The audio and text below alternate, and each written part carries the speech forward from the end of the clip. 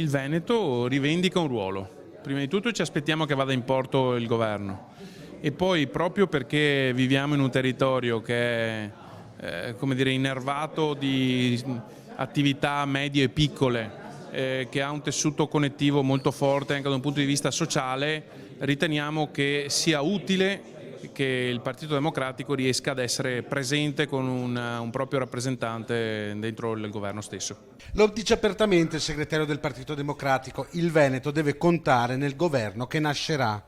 Tra i temi fondamentali per il territorio, l'autonomia che il segretario vuole vedere realizzata seguendo la Costituzione. Nell'ambito di un'unità nazionale, un regionalismo differenziato può essere un tema che anche noi vogliamo approcciare, anzi vogliamo farlo veramente, perché se guardiamo indietro con lo sguardo, in questi 670 giorni da quel fantomatico referendum mi pare che non si sia mossa foglia, anche se la filiera di comando preannunciava che Regione e Stato fossero sulla stessa linea. Questa nuova alleanza PD 5 Stelle potrebbe riproporsi anche alle regionali 2020, ci sono però dei distinguo da fare. Ci sono dei chiarimenti da farsi, perché abbiamo ricevuto parecchi schiaffi e quindi chiarimenti che vanno fatti, però ci sono dei temi che ci vedono dalla stessa parte, a partire dall'ambiente, ambiente che però deve essere declinato con dei sì e non con dei no. Il segretario PD parla a margine della presentazione della festa dell'unità provinciale,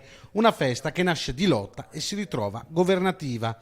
Dal 4 al 9 settembre al Parco Fistomba molti gli ospiti che si alterneranno. I vertici democratici vorrebbero ci fosse anche Carlo Calenda, fuoriuscito dal partito, che proprio in Veneto ha trovato i voti per essere eletto in Europa. Noi ci associamo all'appello importante che ha fatto il segretario nazionale per chiedere a Carlo, insomma, di restare con noi lo reputiamo una risorsa, è giusto, naturale e spontaneo avere anche idee divergenti a volte, però siamo una grande famiglia e quindi siamo convinti che ci sia spazio per tutti. Vediamo se anche la festa può essere occasione, insomma, di conciliazione.